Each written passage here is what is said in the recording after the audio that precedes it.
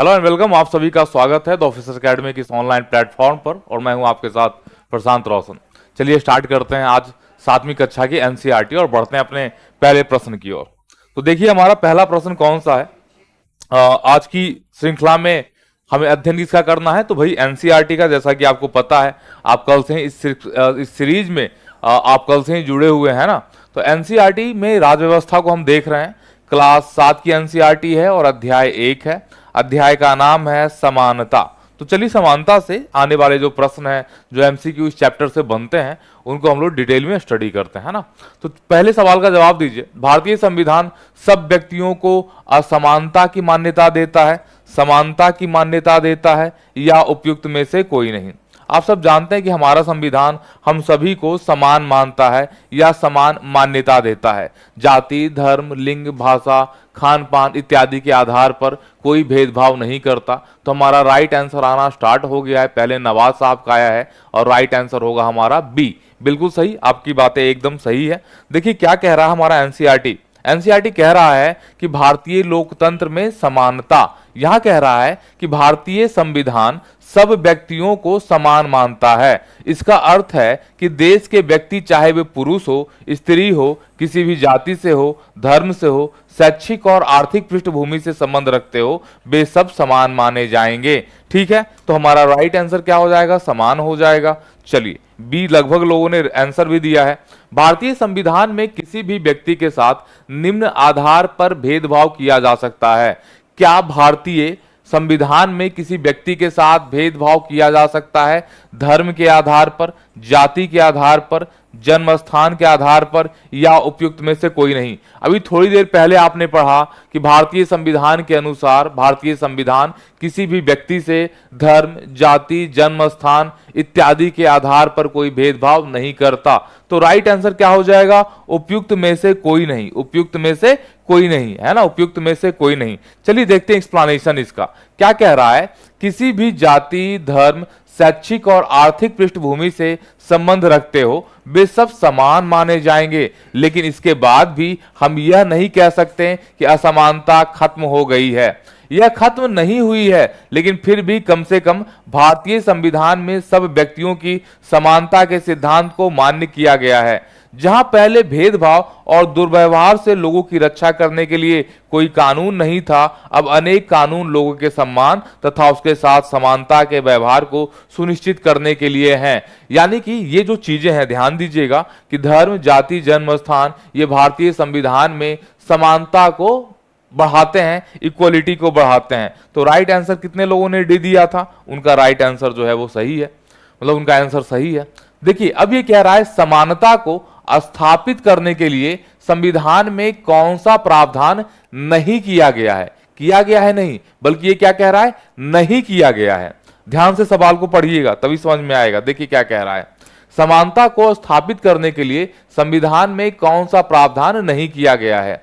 कानून की दृष्टि में हर एक व्यक्ति समान है। इसका तात्पर्य यह है कि हर एक व्यक्ति का मतलब चाहे वो राष्ट्रपति से लेकर कांता जैसी घरेलू काम की नौकरानी हो, है ना। ये कह रहा है राष्ट्रपति से लेकर के नौकर तक सभी को एक ही जैसे कानून का पालन करना है।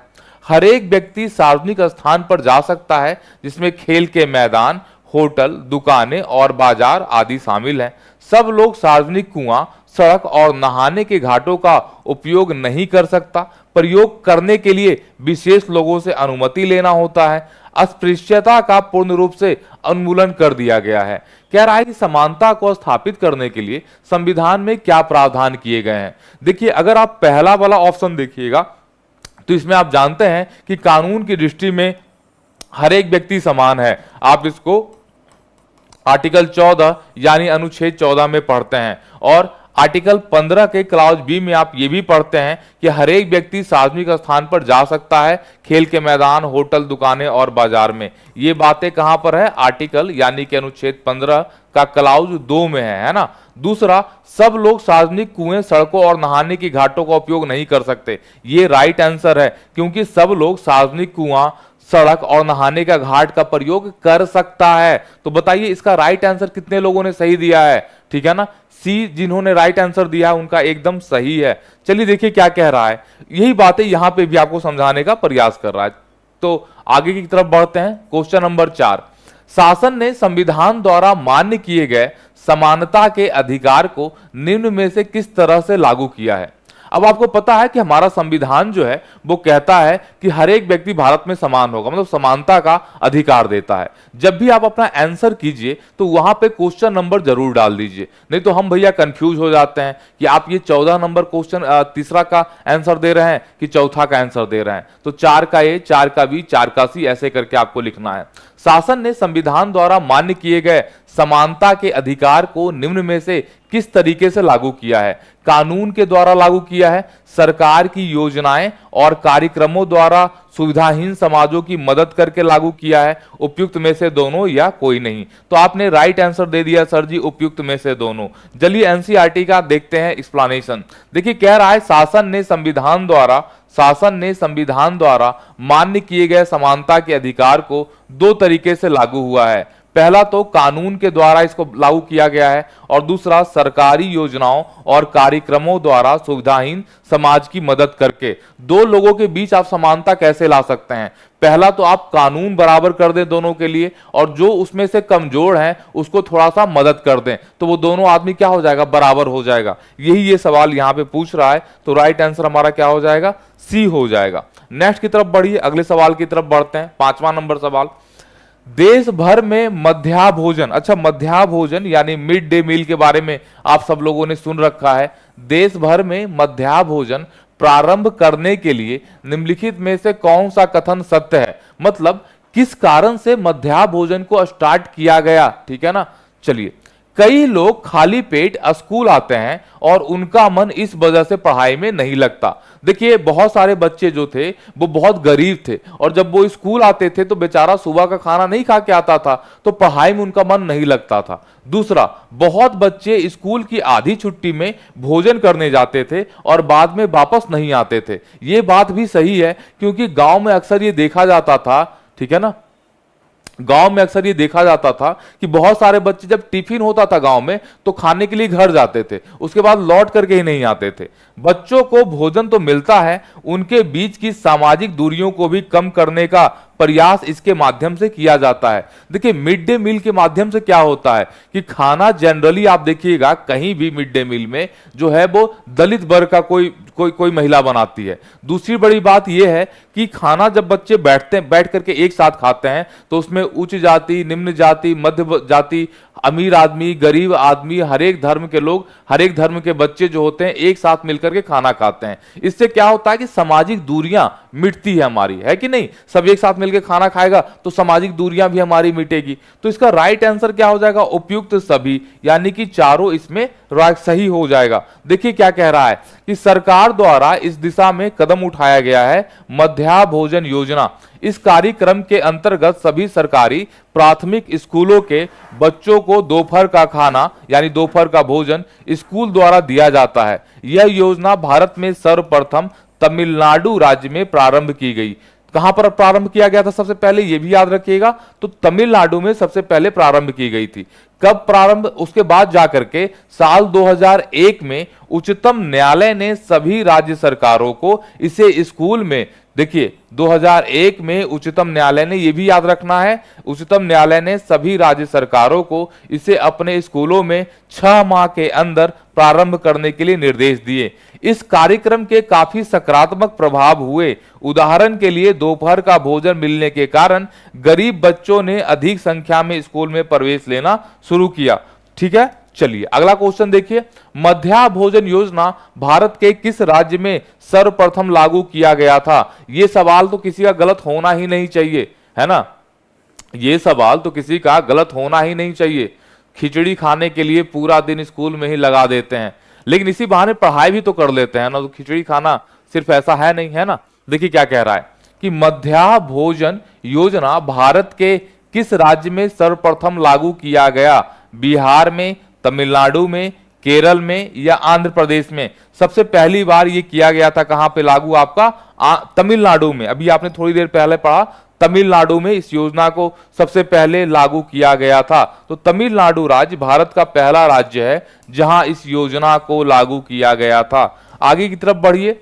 कितने ईस्वी में उच्चतम न्यायालय ने सभी राज्य सरकारों को इसे स्कूलों में 6 माह के अंदर प्रारंभ करने के निर्देश दिए थे? सुप्रीम कोर्ट ऑफ इंडिया ने कहा था कि 6 महीने के अंदर आपको इस योजना को पूरे भारत में लागू करना पड़ेगा। तो कब ये कहा था, ये सवाल आपसे पूछ रहा है। ये कब कहा था बताइए? साल 2001 में कहा था। देखिए, यह है क्लास 7 का एनसीईआरटी, चैप्टर नंबर 1 पढ़ रहे हैं और पेज नंबर 5 पर आप जाइएगा तो वहां साफ साफ मिलेगा कि 2001 में उच्चतम न्यायालय ने सभी राज्य सरकारों को इसे अपने स्कूल में 6 माह के अंदर प्रारंभ करने के निर्देश दिए थे। अगले सवाल की तरफ बढ़ते हैं। मध्याह्न भोजन योजना का निम्नलिखित में से कौन सा सकारात्मक प्रभाव पड़ा?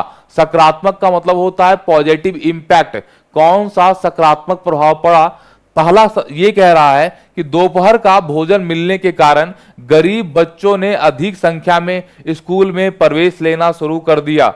इसी योजना के चलते बच्चों ने नियमित रूप से स्कूल जाना शुरू कर दिया। उपयुक्त में से दोनों या इनमें से कोई नहीं। अगर जो सकारात्मक प्रभाव की बात करें हम किसके, मिड डे मील स्कीम की, तो हम देखते हैं कि जो गरीब बच्चे थे, खाने से वंचित थे, वो भले ही खाने की लालच में ही सही लेकिन स्कूल में नामांकन कराना शुरू कर देते हैं और उनकी संख्या में वृद्धि होती है। और बच्चे खाने के लिए ही सही लेकिन नियमित रूप से स्कूल जाते हैं। तो जब नियमित रूप से बच्चे स्कूल जाते हैं तो उनको शिक्षा दे दी जाती है कि नहीं? तो उपयुक्त में से दोनों इसका करेक्ट आंसर होगा। सी जिनका आंसर था वो बिल्कुल सही है। देखिए, ये पेज नंबर 5 पर ही है, पेज नंबर 5 पर ही है।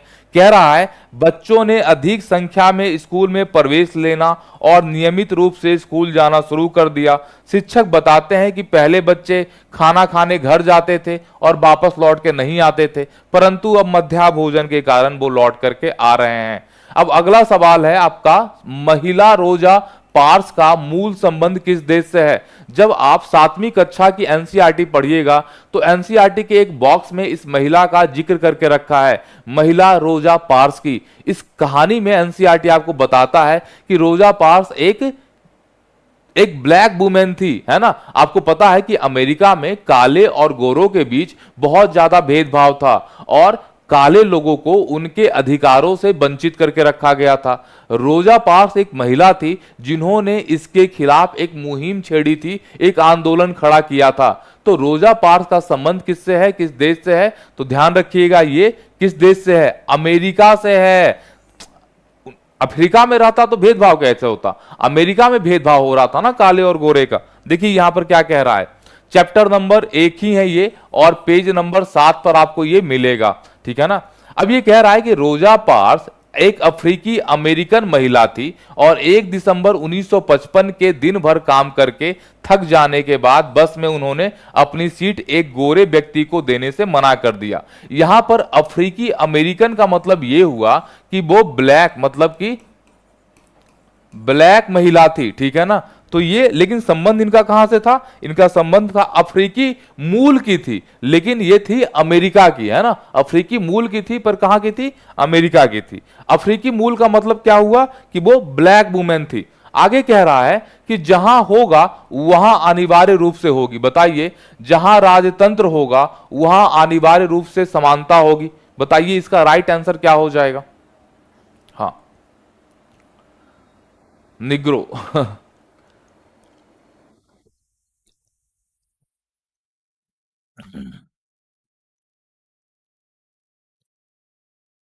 चलिए, है ना। आप ऑलरेडी पर डे क्या कर रहे हैं? 1.5 घंटे 2 घंटे में पूरा का पूरा एनसीईआरटी रिवाइज कर जा रहे हैं। इससे बेहतर और क्या हो सकता है? आपके अपकमिंग एग्जामिनेशंस आने वाले हैं, उसमें इससे बेहतर और क्या हो सकता है कि आप इतनी जल्दी एनसीईआरटी का रिवाइज कर लेते हैं। अच्छा,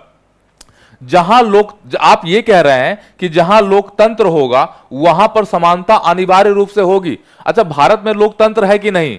देखिए जरा ध्यान से, भारत में लोकतंत्र है कि नहीं? अभी तक एक को आंसर हमको सही नहीं मिला है, बता दे रहे हैं। भारत में लोकतंत्र है ना जी, तो भारत में समानता है। क्या आप सभी समान हैं? क्या आपका सभी आर्थिक, राजनीतिक और सामाजिक रूप से हर कोई बराबर है? क्या भारत में कोई भेदभाव नहीं? भारत में भेदभाव खत्म हो चुका है। भारत में चारों तरफ समानता आ चुकी है? बिल्कुल भी नहीं। इसमें से ना ये आंसर होगा, ना ये आंसर होगा, ना ये आंसर होगा। इसका करेक्ट आंसर होगा इसमें से कोई नहीं। जो आंसर आप लोग में से किसी ने नहीं दिया, ठीक है ना। जो आंसर आप लोगों में से किसी ने नहीं दिया। देखिए, शायद आप सोच रहे होंगे कि क्या भारतीय लोकतंत्र ही ऐसा है जहां असमानता का अस्तित्व है, यानी कि लोकतंत्र, भारतीय लोकतंत्र में असमानता का अस्तित्व है और जहां समानता के लिए संघर्ष जारी है। सच तो यह है कि अधिकांश लोकतंत्रीय देशों में समानता के मुद्दों पर विशेष रूप से संघर्ष हो रहा है। उदाहरण के लिए संयुक्त राज्य अमेरिका, जहां लोकतंत्र तो है, लेकिन एक तरफ अफ्रीकी अमेरिकन लोग जिनके पूर्वज गुलाम थे और अफ्रीका से लाए गए थे, वे आज भी अपने जीवन को मुख्य रूप से असमान बताते हैं, जबकि 1950 के अंतिम दशक में अफ्रीकी अमेरिकनों को समान अधिकार दिलाने के लिए आंदोलन भी हुआ था। सवाल यह है कि यहां पर असमानता अनिवार्य रूप से, समानता अनिवार्य रूप से होगी। भाई साहब, यह बिल्कुल भी सही नहीं है कि लोकतांत्रिक देशों में जो समानता है वो अनिवार्य रूप से आपकी पाई जाएगी, है ना। क्वेश्चन नंबर 11 देखिए, निम्नलिखित में से किसके इनकार से अफ्रीकी अमेरिकनों के साथ असमानता को लेकर एक विशाल आंदोलन प्रारंभ हो गया, जो नागरिक अधिकार आंदोलन या सिविल राइट मूवमेंट कहलाया। ये व्यक्ति थे मार्टिन लूथर, बुल कॉर्नर, रोजा पार्क्स या इनमें से कोई नहीं। एक बात समझिए ध्यान से कि यहां पे आपने रोजा पार्क्स के बारे में पढ़ा था। रोजा पार्क्स क्या थी? एक अफ्रीकी अमेरिकन महिला थी और उस समय पर काले और गोरे का भेदभाव बहुत ज्यादा था अमेरिका के अंदर। तो ये एक तरह का रूल बना करके रखा था, नियम बना के रखा था कि अगर जो कोई काला आदमी सीट पर बैठा हुआ है, बस के सीट पर बैठा हुआ है, और कोई गोरा आदमी बस में सवार हुआ, तो काला आदमी को अपना सीट खाली करना पड़ेगा। रोजा पार्क्स एक ब्लैक वुमेन थी और वो ऑफिस से घर आ रही थी, तो एक गोरा आदमी जो है चढ़ गया बस में, तो रोजा पार्क्स को अपना सीट खाली करना था, लेकिन रोजा पार्क्स ने सीट खाली करने से मना कर दिया और कहा कि ये उनका अधिकार है बस की सीट में बैठ करके सफर करना। बस होना क्या था, दोनों के बीच में विवाद हो गया और इसी विवाद ने आंदोलन का शकल ले लिया, जिसको सिविल राइट मूवमेंट के नाम से जानते हैं। तो इसमें बताइए कि ये किसके लिए हुआ था, ये किससे स्टार्ट हुआ था? ये स्टार्ट हुआ था रोजा पार्क्स से, और ये बस वाली कहानी से जुड़ा हुआ है ना, बस वाली कहानी से जुड़ा हुआ है। देखिए, यही कहानी आपको यहां पर एनसीईआरटी के चैप्टर नंबर 1 और पेज नंबर 7 में पढ़ने को मिलेगा। देखिए क्या कह रहा है कि रोजा पार्क्स एक अफ्रीकी अमेरिकन महिला थी और 1 दिसंबर 1955 के दिन भर काम करके थक जाने के बाद बस में उन्होंने अपनी सीट एक गोरे व्यक्ति को देने से मना कर दिया।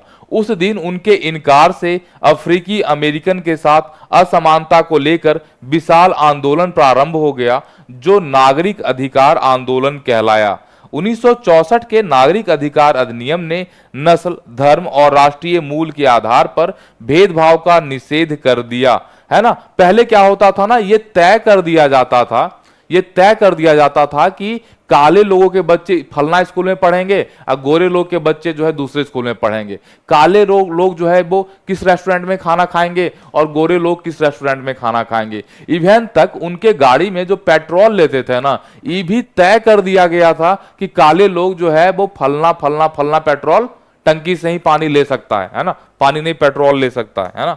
चलिए, नागरिक अधिकार आंदोलन द्वारा अमेरिका में कब से नस्ल, धर्म और राष्ट्रीय मूल के आधार पर भेदभाव को निषेध कर दिया गया? हमने कहा कि स्कूल में भेदभाव, पेट्रोल पंप पर भेदभाव, खाने में भेदभाव, पार्क में भेदभाव, लेकिन ये खत्म कब कर दिया गया? तो खत्म कब कर दिया गया था? ये किया गया था 1964 में। चलिए देखिए, बताते हैं आपको कि यहां पर पेज नंबर 7 क्या कह रहा है ना। पेज नंबर 7 क्या कह रहा है, देखिए। उस दिन, अब जैसे आपने पढ़ा था, आगे देखिए, 1964 के नागरिक अधिकार अधिनियम ने नस्ल, धर्म और राष्ट्रीय मूल के आधार पर भेदभाव का निषेध कर दिया। तो ये टाइम कब था? 1964। और ये वही टाइम था जब वहां पर काले लोगों को भी मत डालने का अधिकार मिला। काले लोगों को भी मत डालने का अधिकार जो है 1964 के इस मूवमेंट के बाद ही मिला था। आगे देखिए, क्वेश्चन नंबर 13, सार्वभौमिक वयस्क मताधिकार से क्या तात्पर्य है? सार्वभौमिक वयस्क मताधिकार से आप क्या समझते हैं? जब लोकतंत्र में केवल 18 वर्ष के नागरिकों को वोट देने का अधिकार होता है, जब लोकतंत्र में 18 वर्ष या उससे अधिक आयु के नागरिकों को वोट देने का अधिकार होता है, जब लोकतंत्र में केवल 18 वर्ष से कम नागरिकों को वोट देने का अधिकार होता है। सार्वभौमिक वयस्क मताधिकार को हम ऐसे भी परिभाषित कर सकते हैं। चलिए देखते हैं हमारा एनसीईआरटी क्या कहता है। कहता है कि यह लोकतांत्रिक समाज का अत्यंत महत्वपूर्ण पहलू है। इसका अर्थ है कि सभी वयस्क यानी 18 वर्ष या उससे अधिक आयु के नागरिकों को वोट डालने का अधिकार, चाहे उनकी सामाजिक और आर्थिक पृष्ठभूमि कुछ भी क्यों न रही हो। तो सार्वभौमिक वयस्क मताधिकार की जो शुरुआत है, सवाल बताइए पहले भारत में हुआ कि पहले अमेरिका में हुआ? बताइए, सार्वभौमिक वयस्क मताधिकार भारत में पहले आया कि अमेरिका में पहले आया? इसका राइट आंसर होगा भारत में आया, क्योंकि भारत में तो 1950 में सार्वभौमिक वयस्क मताधिकार आ गया था। लेकिन आप अमेरिका में देखिए तो 1964 में जाकर करके काले लोगों को मताधिकार का अधिकार मिला, तो उसकी वजह से अमेरिका में लीड से आया, ऐसे भी कह सकते हैं। खैर आगे देखिए, 1950 ईस्वी में समानता के लिए किस देश में हुए संघर्ष को नागरिक आंदोलन, नागरिक अधिकार आंदोलन या सिविल राइट मूवमेंट के नाम से जाना जाता है? अभी थोड़ी देर पहले आपने भाई साहब पढ़ा था कि अमेरिका में जो रोजा पार्क वाला घटना था, उससे रिलेटेड मूवमेंट को, उससे जो जुड़ा हुआ मूवमेंट था, उसको सिविल राइट मूवमेंट कहते थे। तो अमेरिका में इसकी शुरुआत हुई है ना। देखिए कह रहा है कहां पर, यहां पर 1950 के दशक में अमेरिका में क्या हुआ था, इसका शुरुआत हुआ था। देश की जनता व सरकार द्वारा पालन किए जाने वाले नियमों और अधिनियमों को निम्नलिखित में से किसमें निरूपित किया जाता है? मतलब कि हमारा जो कानून वाला दस्तावेज है वो क्या है? क्या वो ग्रंथ है, संविधान है, दस्तावेज है, नियमावली पुस्तक है? देश की जनता व सरकार के द्वारा जो कानून का पालन करते हैं, नियम का पालन करते हैं, वो हम किसके अनुसार चलते हैं, या हमारा देश या हम लोग किसके अनुसार चलते हैं? ये बहुत आसान सा सवाल है कि संविधान के अनुसार चलते हैं। देखिए क्या कह रहा है, पेज नंबर 9 पर चले जाइए। यह वह दस्तावेज है जिसमें देश की जनता व सरकार द्वारा पालन किए जाने वाले नियमों और अधिनियमों को निरूपित किया जाता है। तो इसी के साथ आगे की तरफ बढ़ते हैं और चलते हैं हम लोग अध्याय नंबर 2 की तरफ। तो पहला अध्याय खत्म हो गया, दूसरे अध्याय की तरफ चलते हैं और दूसरे अध्याय के लिए आप लोग आराम से रेडी हो जाइए। बताइए पहले सवाल का जवाब, हमारे देश में स्वास्थ्य सेवाओं को निम्नलिखित में से कौन से वर्ग में बांटा जा सकता है? देखिए, जब आप इलाज करवाने जाते हैं तो आप कहां कहां जा सकते हैं? क्या आप सरकारी अस्पताल में जा सकते हैं? क्या आप प्राइवेट अस्पताल में जा सकते हैं? सही उत्तर यह होगा कि आप सरकारी अस्पताल और प्राइवेट अस्पताल दोनों जा सकते हैं, है ना। आप सरकारी और प्राइवेट दोनों अस्पताल जा सकते हैं। देखिए एनसीईआरटी हमारा कहता है कि उपयुक्त कहानी से आप समझ गए होंगे कि हम स्वास्थ्य सेवाओं में दो मोटे वर्गों में बांट सकते हैं, सार्वजनिक स्वास्थ्य सेवाएं और निजी स्वास्थ्य सेवाएं। तो पेज नंबर 18 के अनुसार हम जानते हैं कि हम अपनी स्वास्थ्य सेवाओं को दो भागों में बांट सकते हैं, एक प्राइवेट और एक आपका सरकारी। तो उत्तर क्या हो जाएगा भैया? दोनों, इसमें कोई दिमाग नहीं लगाना था। ओपीडी का पूर्ण रूप क्या होता है? अच्छा, जब आप किसी अस्पताल में जाते हैं तो आपको लगेगा, आपको स्टार्टिंग में वहां दिखाई देगा ओपीडी। हाँ जी, गुड मॉर्निंग, है ना। गुड मॉर्निंग तो कब से हमने आपको बोल के रखा है। ओपीडी का पूर्ण रूप क्या होता है? Operation patient department, outfield patient department, out patient department या ऑपरेशन पेशेंट डिस्पेंसरी। बताइए, देखिए क्या कह रहा है। ओपीडी का मतलब होता है आउट पेशेंट डिपार्टमेंट या बाह्य रोगी विभाग। कहीं पर भी आपको ये लिखा मिलेगा जब आप सरकारी अस्पताल में जाइएगा तो ओपीडी में आप जाते हैं। अगले सवाल की तरफ बढ़िए। वह सेवा और कार्य, ध्यान दीजिए, वह सेवा व कार्य जो देश के सब लोगों के लिए है और मुख्य रूप से सरकार द्वारा आयोजित किया जाता है, वह सेवा कहलाता है निजी सेवा, सार्वजनिक सेवा, उपयुक्त में से दोनों या इनमें से कोई नहीं। जो सेवा सबके लिए होता है वो सार्वजनिक सेवा होता है। तो हमारा राइट आंसर क्या हो जाएगा? बी हो जाएगा, बी हो जाएगा। चलिए आगे देखिए, सार्वजनिक का मतलब क्या होता है? वह सेवा या कार्य जो देश के सब लोगों के लिए और मुख्य रूप से सरकार के द्वारा आयोजित किया जाता है, जैसे स्कूल हो गया, अस्पताल हो गया, टेलीफोन सेवाएं हो गया, वो इसमें आपकी शामिल होती हैं, है ना। चलिए अगले सवाल का जवाब दीजिए जल्दी से।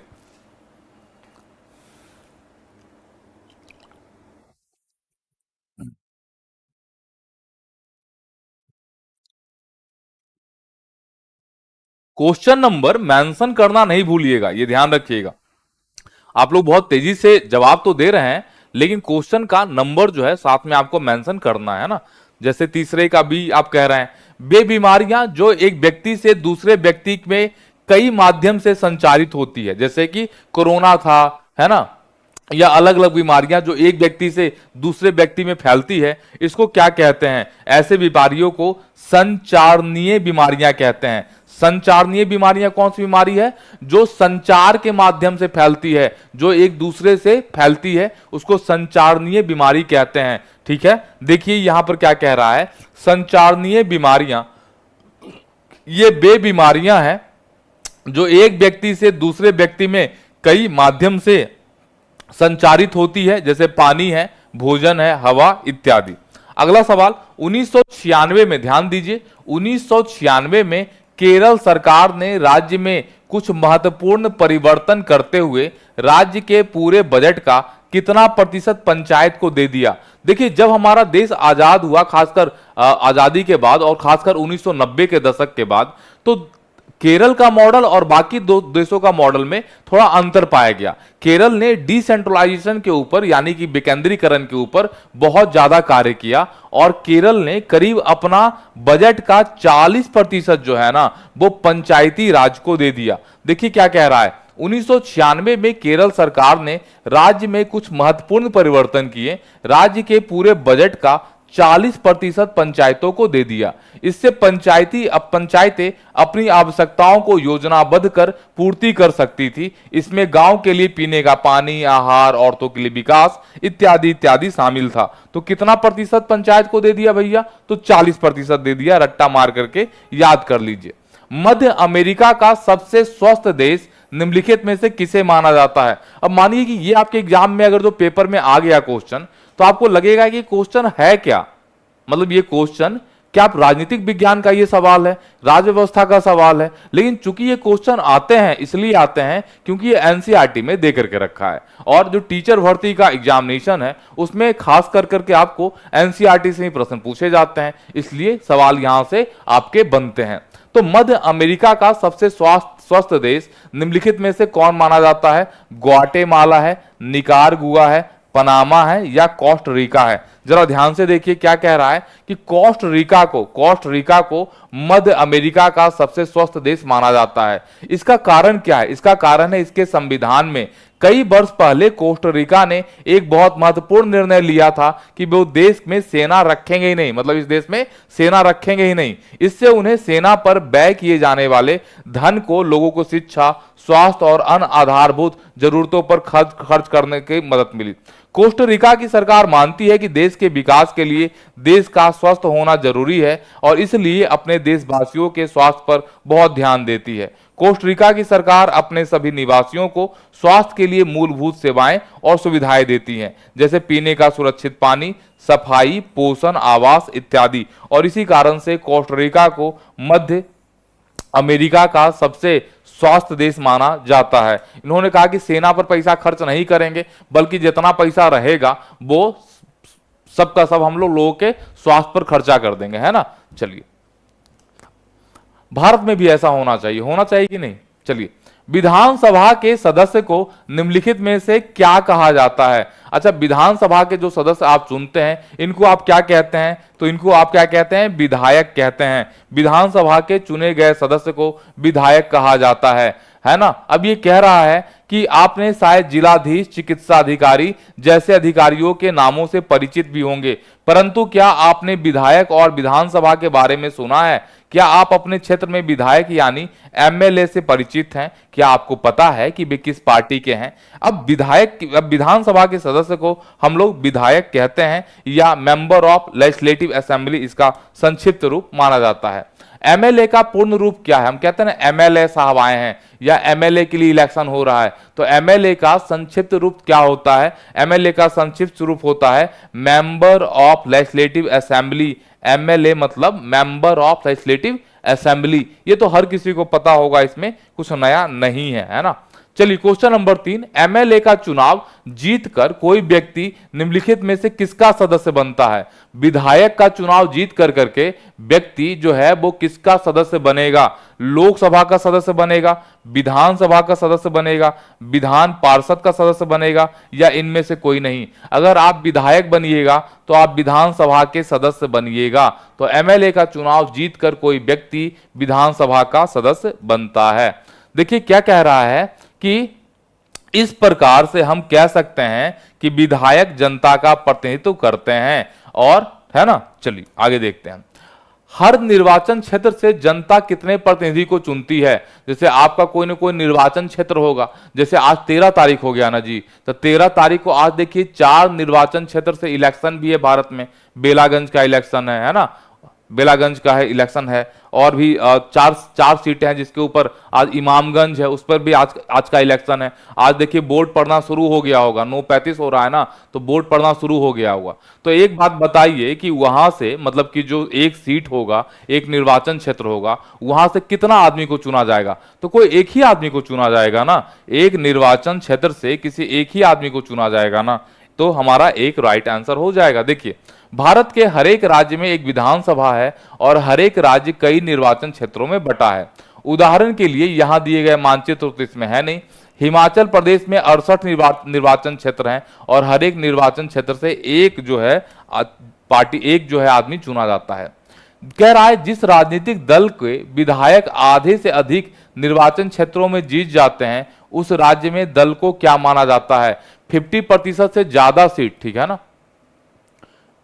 50% से ज्यादा सीट। अच्छा 2 नंबर क्वेश्चन देखने के लिए कह रहे हैं, ठीक है सर जी 2 नंबर क्वेश्चन देख लेंगे, है ना। इसके बाद जिस राजनीतिक दल के विधायक आधे से अधिक निर्वाचन क्षेत्रों में सीट को जीत जाते हैं वो बहुमत में आ जाते हैं और सरकार बना लेते हैं। तो राइट आंसर हमारा क्या होगा? बहुमत। चलिए देखते हैं क्या कह रहा है। देखिए कह रहा है क्या कि जिस राजनीतिक दल के विधायक आधे से अधिक निर्वाचन क्षेत्र जीत जाते हैं राज्य में उस दल को बहुमत माना जाता है। बहुमत प्राप्त करने वाले राजनीतिक दल को सत्ता पक्ष कहते हैं, बाकी सब लोगों को विपक्ष पक्ष या विरोधी पक्ष कहा जाता है।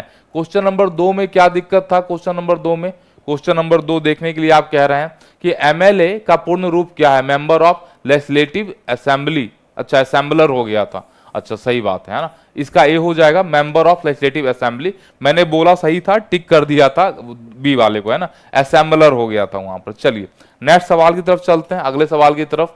बहुमत हो गया तो जो 50% से ज्यादा सीट लाया वो बहुमत हो गया, और जो हाँ आज मेरे एरिया इमामगंज विधानसभा में इलेक्शन है तो वोट डालना आपका कर्तव्य बनता है ना। जो दल अल्पमत में होता है उसको क्या कहते हैं? जो बहुमत में था, जो ज्यादा सीट जीता था, 50% से ज्यादा सीट था जीता था तो बहुमत वाला हो गया था। और जो मतलब कि कम सीट जीता उसको क्या कहेंगे? उसको कहेंगे हम लोग अल्पमत, है ना। और अल्पमत वाले को क्या कहते हैं? विरोधी पक्ष कहते हैं। मतलब सत्ता पक्ष कौन वाला हो गया? बहुमत वाला, और अल्पमत वाला कौन सा हो गया? आपका विरोधी पक्ष हो गया। देखिए क्या कह रहा है कि यह कह रहा है कि बहुमत प्राप्त करने वाले राजनीतिक दल को सत्ता पक्ष कहते हैं और अन्य सबको विरोधी पक्ष वाला कहा जाता है ना। तो ये 7वां क्लास का जो एनसीईआरटी है ना उसमें थोड़ा सा इसी टाइप की चीजें दे करके रखी है। जैसे आप 8वां क्लास का एनसीईआरटी पढ़िएगा, 9वां क्लास का पढ़िएगा, 10वां क्लास का पढ़िएगा, उसमें आपको बहुत टॉप क्लास का क्वेश्चन मिलेगा और क्वेश्चन बहुत ज्यादा टफ भी आपको मिलेगा, है ना, क्वेश्चन टफ भी आपको मिलेगा। विधानसभा चुनाव के बाद सत्ताधारी दल के विधायक अपने नेता का चुनाव करते हैं जो बनता है। अच्छा विधानसभा जब चुनाव होगा तो जो बहुमत में पार्टी आएगी उसके विधायक अपने नेता का चुनाव करेंगे, वो क्या बनेगा? प्रधानमंत्री, मुख्यमंत्री, मुखिया या अध्यक्ष। अब विधानसभा का मामला है तो यह मुख्यमंत्री आपके बनेंगे। देखिए क्या कह रहा है, चुनाव के बाद सत्ताधारी दल के विधायक अपने नेता का चुनाव करते हैं। मतलब कि 50% से ज्यादा सीट जीत गया है तो अपना नेता सब चुनेगा ना, विधायक लोग मिलकर करके, और यही मुख्यमंत्री बनता है। इस उदाहरण में भारतीय जनता पार्टी के विधायकों ने श्री जयराम ठाकुर को अपना नेता चुना और वे मुख्यमंत्री बन गए। ये बता रहा है आपको, कहानी बता रहा है हिमाचल प्रदेश का, है ना। निम्नलिखित में से कौन मंत्रियों का चयन करता है? मतलब आपको पता है अच्छे से कि राज्यपाल के द्वारा मुख्यमंत्री की नियुक्ति की जाती है और मुख्यमंत्री के कहने पर ही राज्यपाल अन्य मंत्रियों की नियुक्ति करता है। तो कौन मंत्री, कौन कौन विधायक, कौन मंत्री बनेगा और किस मंत्री को कौन मंत्रालय में दिया जाएगा, यह कौन तय करेगा? एग्जैक्टली आप लोग सही जवाब दे रहे हैं और यह तय करेगा हमारा मुख्यमंत्री। मुख्यमंत्री यह तय करेगा कि मंत्रियों का चयन करने का अधिकार किसका है, तो मुख्यमंत्री का हो जाएगा। विधान पार्षद, देखिए आंसर बहुत सारे लोग दे रहे हैं, कैसे, देखिए क्या कह रहा है। मुख्यमंत्री तथा अन्य मंत्रियों का यह दायित्व है कि वे शासन के विभिन्न विभागों या मंत्रालयों को चलाएं। इसमें अलग अलग कार्यालय होते हैं। विधानसभा ऐसा स्थान होता है जहां सभी विधायक, चाहे वो सत्ताधारी दल के हो अथवा विरोधी दल के हो, विभिन्न विषयों पर चर्चा करने के लिए एकत्रित होते हैं। इस तरह कुछ विधायकों की दोहरी जिम्मेदारी होती है, एक विधायक के रूप में और दूसरा मंत्री के रूप में, वो हम आगे पढ़ेंगे। लेकिन ये कह रहा है कि भाई साहब कि इनका चयन कौन करता है, तो चयन जो है वो मुख्यमंत्री करता है, नियुक्ति जो है वो राज्यपाल करेगा, है ना। चलिए, मुख्यमंत्री और अन्य मंत्रियों की नियुक्ति निम्नलिखित में से कौन करता है? अब देखिए यहां पर क्या पूछ रहा है, नियुक्ति। तो मुख्यमंत्री और राज्य के अन्य मंत्रियों की जो नियुक्ति होगा वो कौन करेगा? वो तो भैया राज्यपाल करेगा ना, नियुक्ति तो राज्यपाल करेगा। देखिए क्या कह रहा है, बाकी वही आपका यहां पर भी उसी टाइप को भी चीजों को आपको बताया जा रहा है। आगे, निम्नलिखित में से किसका दायित्व शासन के विभिन्न विभागों और मंत्रियों को चलाना होगा? अब देखिए किसका दायित्व होगा कि शासन के अलग अलग विभाग और मंत्रियों को चलाना? मुख्यमंत्री, मंत्री, उपयुक्त में से दोनों या इनमें से कोई नहीं। जरा ध्यान से देखिए क्या कह रहा है, मुख्यमंत्री तथा अन्य मंत्रियों का यह दायित्व है कि वे शासन के विभिन्न विभाग और मंत्रालय को चलाएं। तो हमारा ये दायित्व किसके पास है? मुख्यमंत्री और मंत्री दोनों के पास है। तो राइट आंसर आप लोगों में से कितने लोगों ने इसको सी राइट आंसर दिया है? तो सी इसका राइट आंसर हो जाएगा। आगे की तरफ देखिए अगले सवाल को, 11 नंबर सवाल।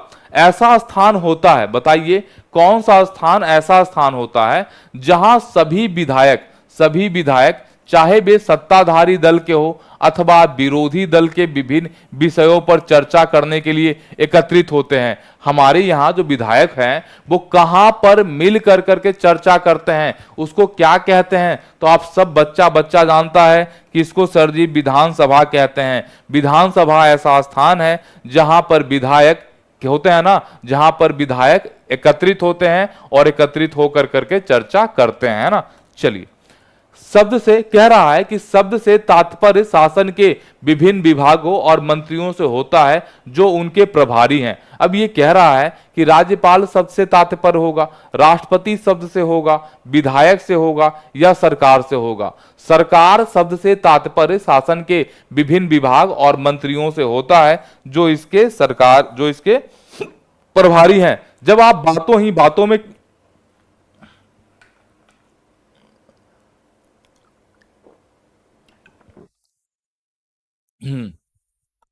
यहां पर देखिए क्वेश्चन नंबर का जब आप आंसर दे रहे होंगे तो साथ में लिखिए 12 का ए लिखे हैं, 12 का डी, 12 का डी, 12 का डी। देखिए हम जब कहते हैं ना कि बिहार सरकार, तो बिहार सरकार से क्या मतलब होता है? बिहार सरकार से तात्पर्य है कि शासन के विभिन्न विभाग और मंत्रियों से इसका तात्पर्य होता है। तो बिहार सरकार में तो सब आ जाएगा ना जी। देखिए क्या कहते हैं, है ना, यहां पर ये क्या कह रहा है, देखिए सामान्य भाषा में सरकार शब्द, देखिए सामान्य भाषा में सरकार शब्द से तात्पर्य शासन के विभिन्न विभागों और मंत्रियों से होता है जो उनके प्रभारी हैं। आपको लगता है बिहार सरकार की जब हम बात करते हैं तो इसका विचार हमारे दिमाग में आता है कि शासन के विभिन्न विभागों की बात कर रहे हैं, मंत्रियों की बात कर रहे हैं, और इन सब का सामूहिक प्रमुख, अगर जो सरकार का सामूहिक प्रमुख की बात करेंगे तो यह कौन होता है? मुख्यमंत्री होता है। चलिए अगला सवाल देखते हैं। विभिन्न विभागों और मंत्रियों के जो प्रभारी होते हैं उन सब का सामूहिक प्रमुख निम्नलिखित में से कौन होता है? तो सामूहिक प्रमुख जो है वो कौन होता है? आपका मुख्यमंत्री होता है ना। विभिन्न विभागों के और मंत्रियों के जो सामूहिक प्रमुख होते हैं वो मुख्यमंत्री कहलाते हैं, ठीक है ना। आपने अभी थोड़ी देर पहले देखा सरकार का कार्यकारी हिस्सा क्या कहलाता है? न्यायपालिका न्याय देने का काम न्यायपालिका करेगी, विधायिका विधि बनाना यानी कि कानून बनाने का कार्य विधायिका करेगी, कार्यपालिका कार्यपालिका का क्या काम होता है, ये सरकार का कार्यकारी हिस्सा है। कार्यपालिका का काम क्या है, विधि मतलब कि विधायिका के द्वारा बनाए गए कानून को धरातल पर उतारना, है ना, ये कार्यपालिका का काम होगा। देखिए ये कह रहा है कि सरकार की कार्यकारी हिस्सा यानी कार्यपालिका कहलाता है। दूसरी तरफ सारे विधायक जो विधानसभा में एकत्र होते हैं इनको हम विधायिका कहते हैं, इनका काम है कानून बनाना। विधायिका के रूप में वे सरकार के कार्यकारी हिस्से के काम करने के अधिकार देते हैं और फिर उस काम की जांच भी करते हैं, है ना। चलिए आगे की तरफ कह रहा है कि सारे विधायक जो विधानसभा में एकत्र होते हैं क्या कहलाते हैं, सारे विधायक जो विधानसभा में एकत्र होते हैं वो क्या कहलाते हैं, न्यायपालिका, विधायिका, कार्यपालिका, इनमें से कोई नहीं। राइट आंसर क्या हो जाएगा बताइए जल्दी से, कि सारे विधायक जो विधानसभा में एकत्र होते हैं उनको हम लोग विधायिका कहते हैं। विधायिका का क्या काम है भैया, तो विधायिका का काम है विधि बनाना यानी कानून बनाना, है ना। सर कार्यपालिका का प्रमुख कौन होगा, देखिए हमारे यहाँ संसदीय लोकतंत्र को फॉलो करते हैं और संसदीय लोकतंत्र में दो प्रमुख होते हैं, एक वास्तविक प्रमुख होता है भाई साहब, एक नाम मात्र का प्रमुख होता है ना। तो नाम मात्र का प्रमुख राज्य में कौन होगा, राज्यपाल, और वास्तविक प्रमुख कौन हो जाएगा भाई साहब, मुख्यमंत्री। उसी तरीके से देश में नाम मात्र का प्रमुख कौन होगा, राष्ट्रपति, और वास्तविक प्रमुख कौन हो जाएगा हमारा मुख्यमंत्री, है ना। तो कार्यपालिका का अगर प्रमुख पूछा जाए आपको ऐसे एक लाइन में तो ये राज्यपाल होगा राज्य में, और केंद्र में कौन होगा हमारा राष्ट्रपति। सारे काम इन्हीं के नाम पे किए जाते हैं ना, यही आपसे पूछ रहा है। तो विधायक जहां एक जगह पर मीटिंग करते हैं उसको विधायिका कहते हैं ना। लोकतंत्र में निम्नलिखित में से किस माध्यम के द्वारा लोग अपने विचार को व्यक्त करते हैं। अच्छा एक बात बताइए, आप अपना दुख दर्द और पीड़ा जो होता है वो सरकार को कैसे बताते हैं, क्या अखबार के माध्यम से बताते हैं, क्या टीवी के चैनल के माध्यम से बताते हैं, क्या विधानसभा में बताते हैं, या उपयुक्त में से सभी। आप अपनी बातों को अखबार के माध्यम से भी आपको बताते हैं, अपनी दुख दर्द पीड़ा होता है वो सरकार तक पहुंचाते हैं कि हमारे गांव में लाइट नहीं है, हमारे गांव में दंगा चल रहा है, हमारे गांव में भेदभाव चल रहा है, ठीक है ना। हाँ, अखबार इसके माध्यम से भी, टीवी चैनल के माध्यम से भी, और विधानसभा में हम जिनको चुन कर करके भेजते हैं भाई साहब वो भी आपकी बातों को उठाते हैं। जैसे कि आपका जो विधायक होगा ना वो भी आपकी बातों को बताएगा। तो ये सारे वो माध्यम है लोकतंत्र में जहां आप विचार व्यक्त करते हैं। अगला सवाल देखिए कह रहा है, यही कह रहा है कि अखबार, टीवी चैनल और अन्य संगठनों को सरकार के बारे में बातें करते देखते हैं, है ना। तो ये आपको कह रहा है। आगे देखिए, सरकार के विभागों द्वारा जो कार्य किया जाता है ना, कार्य किया जाता है उसे अनुमोदित या स्वीकृत कराया जाता है न्यायपालिका के द्वारा, विधायिका के द्वारा, कार्यपालिका के द्वारा, या इनमें से कोई नहीं। सरकार के विभाग जो काम को करेंगे बताइए उसको मंजूरी कौन देगा, उसको स्वीकृत कौन करेगा। देखिए क्या कह रहा है कि अगर कार्यपालिका कोई भी कार्य किया जाएगा, देखिए कार्यपालिका कोई भी काम करेगा तो विधायिका के द्वारा उसको अनुमोदित या स्वीकृति देनी होती है। तो हमने पहले ही बताया कि नियम बनाने का कार्य किसका है, तो विधायिका का है। तो विधायिका स्वीकृति देगी तभी जाके कार्यपालिका काम करेगा ना। देखिए क्या कह रहा है, कार्यपालिका का मतलब क्या हो गया, कार्य करना। तो सरकार के विभागों द्वारा जो कार्य किया जाता है तो कार्य कौन करेगा, तो कार्य तो विधायिका करेगी, लेकिन इसकी स्वीकृति कौन देगा काम करने के लिए, तो इसकी स्वीकृति कौन देगा, हमारा विधायिका देगा, है ना। चलिए, लोकतंत्र में विधायकों को मनोनीत किया जाता है, अच्छा निर्वाचित किया जाता है, उपयुक्त में से दोनों, इनमें से कोई नहीं। अगर जो हम ध्यान से देखें तो हमारे यहां लोकतंत्र में सामान्यता हमारे यहां विधायकों को क्या किया जाता है, विधायकों को निर्वाचित किया जाता है, यानी कि चुनाव के द्वारा ये, है ना, वोट के द्वारा ये चुने जाते हैं, मतदान के द्वारा ये चुने जाते हैं, यानी इनको निर्वाचित किया जाता है। देखिए आगे क्या कह रहा है कि लोकतंत्र में विधायकों के रूप में जनता अपने प्रतिनिधि चुनती है और इस तरह शासन मुख्यतः जनता का ही होता है, ठीक है ना। तो बेसिकली यहां पर क्या होता है, निर्वाचित किया जाता है। लोकतंत्र में किसका शासन होता है, लोकतंत्र में किसका शासन होता है, जल्दी से बताइए। ये तो एकदम बच्चा वाला एकदम सवाल है, एकदम गलत नहीं होना चाहिए, है कि नहीं। इसका क्वेश्चन नंबर 19 जो है वो आपका एकदम से गलत नहीं होना चाहिए। लोकतंत्र में मुख्यतः किसका शासन होता है? सरकार का, जनता का, अध्यक्ष का या मुख्यमंत्री का? देखिए क्लास नंबर 6 यानी छठा क्लास और 7वां क्लास का जो एनसीईआरटी है ना वो बहुत आसान वाला, एकदम बच्चा वाला। अब जाहिर सी बात है बच्चा वाला एनसीईआरटी होगा क्योंकि बच्चे ही तो इसको पढ़ते हैं, छठा क्लास का और 7वां क्लास का। इसलिए आपको लग रहा होगा कि सर इसका क्वेश्चन बहुत ज्यादा आसान है ना, लेकिन आपसे एग्जामिनेशंस में यही पूछे जा रहे हैं,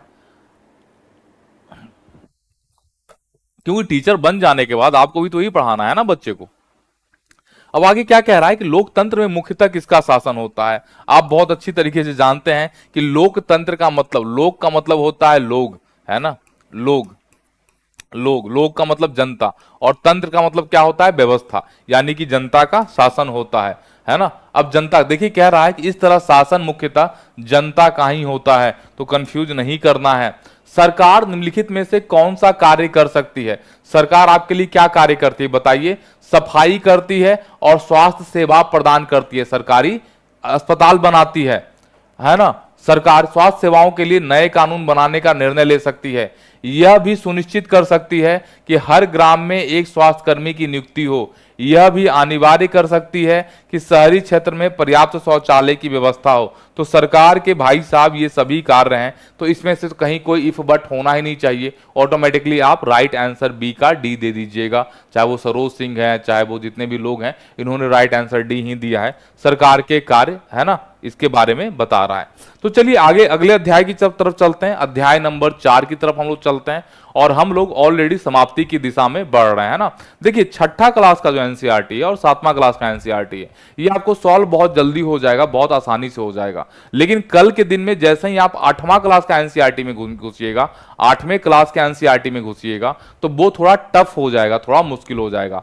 8वां क्लास का एनसीईआरटी, 9वां क्लास का एनसीईआरटी और 10वां क्लास का एनसीईआरटी, ये तीनों थोड़े से डिफिकल्ट हैं। छठा 7वां का एनसीईआरटी बहुत आसान है, ठीक है ना।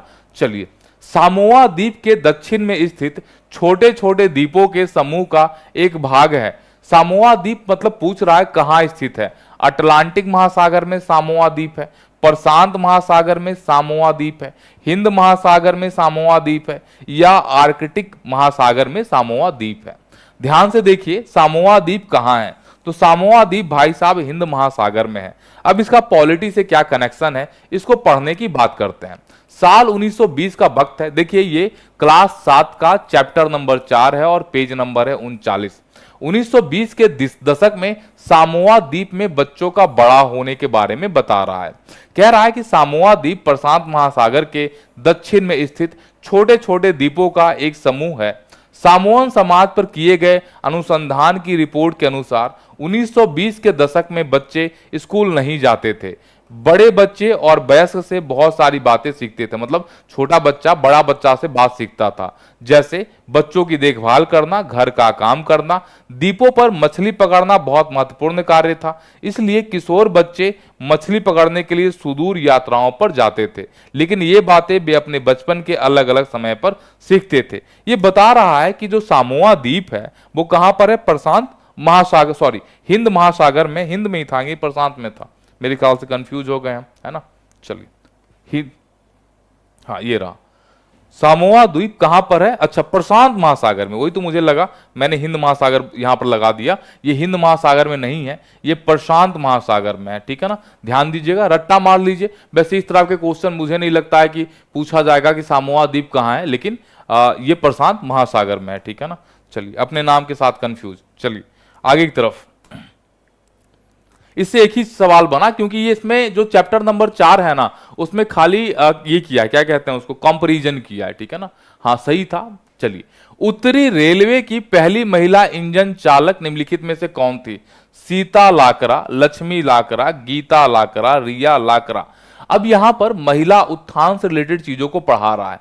तो उत्तरी रेल की पहली महिला इंजन चालक कौन थी? ये एनसीईआरटी एक बॉक्स में डाल के रखा है कि इनका नाम था लक्ष्मी लाकरा। और लक्ष्मी लाकरा जो थी वो आदिवासी परिवार से आती थी और इनका उम्र 27 वर्ष का था। 27 वर्षीय महिला लक्ष्मी लाकरा भारत की पहली उत्तरी रेलवे की इंजन चालक थी। तो राइट आंसर आपका क्या है? लक्ष्मी लाकरा। इसको याद रखिएगा, पूछा जा सकता है। अमार जीवोन किस भारतीय महिला द्वारा लिखित पहली आत्मकथा है? आत्मकथा यानी कि बायोग्राफी, बायोग्राफी मतलब आत्मकथा जो अपने बारे में लिखते हैं। तो महिला के द्वारा लिखा जाने वाला पहला आत्मकथा या बायोग्राफी किसने लिखी थी? यह है सुमन देवी ने लिखी थी, राम सुंदरी देवी ने लिखी थी, नीतू देवी ने लिखी थी, यहां महादेवी ने लिखी थी। देखिए एनसीईआरटी कहता है कि आमार जीवन जो है वो, अब तब तक आपका काम है आंसर देना, है ना। अमार जीवन किसी भारतीय महिला द्वारा लिखी गई पहली आत्मकथा है जो राम सुंदरी देवी ने लिखा था। राम सुंदरी देवी क्या थी ना कि एक धनवान जमींदार परिवार की गृहिणी थी और उस समय लोगों को विश्वास था कि यदि लड़की लिखती पढ़ती है तो वह पति के लिए दुर्भाग्य लाती है और विधवा हो जाती है। इसके बावजूद उन्होंने अपनी शादी के बहुत समय बाद स्वयं ही छुप छुप कर लिखना पढ़ना सीखा था। तो राइट आंसर आप क्या दे दीजिएगा? राम सुंदरी देवी, और रट्टा मार कर करके याद कर लीजिए, राम सुंदरी देवी भारत की पहली महिला है जिन्होंने अपनी आत्मकथा लिखी थी। ये सवाल पूछा जा सकता है आपके एग्जामिनेशन में, है ना। चलिए अगले सवाल का उत्तर दीजिए। राम सुंदरी देवी का संबंध किस राज्य से था? बिहार से था, उत्तर प्रदेश से था, पश्चिम बंगाल से था या झारखंड से था? राम सुंदरी देवी जिन्होंने अपनी पहली आत्मकथा लिखी थी, इनका संबंध पश्चिम बंगाल से था। ध्यान दीजिएगा, इनका संबंध पश्चिमी बंगाल में ये पैदा हुई थी और 60 वर्ष की अवस्था में इन्होंने बांग्ला भाषा में अपनी आत्मकथा लिखी थी। आमोर जीवन इसका आपका नाम था। निम्नलिखित में से किसे पंडिता की उपाधि दी गई? राम सुंदरा देवी, सीताबाई, रमाबाई या महादेवी जी को दी गई थी? देखिए ध्यान से, रमाबाई क्या थी? रमाबाई अपनी बेटी के साथ महिला शिक्षा की योद्धा, स्वयं कभी स्कूल नहीं गई पर अपने माता पिता से उन्होंने पढ़ना लिखना सीख लिया। उन्हें पंडिता की उपाधि दी गई क्योंकि वे संस्कृत पढ़ना लिखना जानती थी। उस समय की औरतों के लिए यह बहुत बड़ी उपलब्धि थी। औरतों को तब यह ज्ञान अर्जित करने की अनुमति नहीं थी, है ना। उन्होंने 1898 में पुणे के पास खेड़ गांव में एक मिशन स्थापित किया था जहां विधवा स्त्री और गरीब बच्चों को लिखने पढ़ने की व्यवस्था की गई थी। तो पंडिता की उपाधि तो बच्चे सबको पता होगा कि ये रामाबाई को दी गई थी, है ना। भारत सरकार का प्रमुख अभियान बेटी बचाओ बेटी पढ़ाओ किस वर्ष शुरू हुआ था? अब देखिए ये एनसीईआरटी में दिया हुआ है तो आपको पढ़ना पड़ेगा कि बेटी बचाओ और बेटी पढ़ाओ का अभियान कब शुरू हुआ था। अगर जो देखिएगा तो ध्यान से देखिए, साल 2014 में जब मोदी जी की पहला टर्म वाला सरकार आया था तो बेटी बचाओ और बेटी पढ़ाओ अभियान की शुरुआत की गई थी। आई थिंक जहां तक मुझे याद है ये हरियाणा से इस अभियान की शुरुआत की गई थी, बेटी पढ़ाओ और बेटी बचाओ की, है ना। आगे देखिए, निम्नलिखित में से कब कानून बना जिससे घर के अंदर शारीरिक और मानसिक हिंसा को भोग रही औरतों को कानूनी सुरक्षा दी जा सके? यानी कि ये पूछ रहा है कि भारत में महिला घरेलू जो उत्पीड़न कानून है वो कब बने, है ना। घरेलू हिंसा कानून भारत में कब बनाया गया, ये आपका सवाल है ना। चलिए देखते हैं कि हमारे यहाँ घरेलू हिंसा कानून कब बना। देखिए, भेदभाव और हिंसा के विरोध में अभियान चलाना महिला आंदोलन का महत्वपूर्ण हिस्सा है।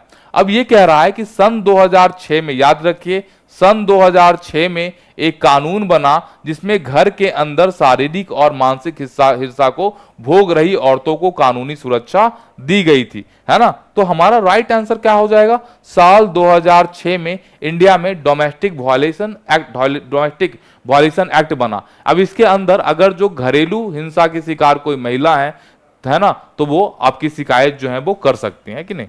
चलिए, अंतर्राष्ट्रीय महिला दिवस कब मनाया जाता है? बच्चे को पता होगा, ये भी कोई बताने वाला बात है कि अंतर्राष्ट्रीय महिला दिवस कब मनाया जाता है? 5 मार्च को, 7 मार्च को, 8 मार्च को, 10 मार्च को। अंतर्राष्ट्रीय महिला दिवस रट्टा मार लीजिए, 8 मार्च को मनाया जाता है। देखिए क्या कह रहा है, 8 मार्च को अंतर्राष्ट्रीय महिला दिवस को दुनिया भर की औरतों अपने संघर्ष को ताजा करने और जश्न मनाने के लिए इकट्ठा होती है। तो 8 मार्च को ये जो है अंतर्राष्ट्रीय महिला दिवस मनाया जाता है, ठीक है ना।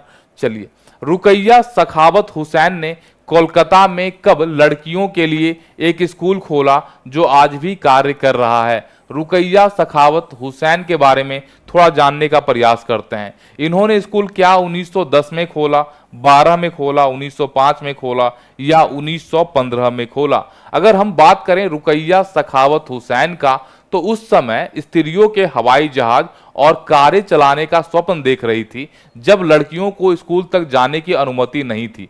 मतलब रुकैया सखावत हुसैन कार चलाने का स्वप्न देख रही थी, हवाई जहाज चलाने का स्वप्न देख रही थी, सपना देख रही थी, जब वहां पर लड़कियों को स्कूल जाने की भी इजाजत नहीं थी।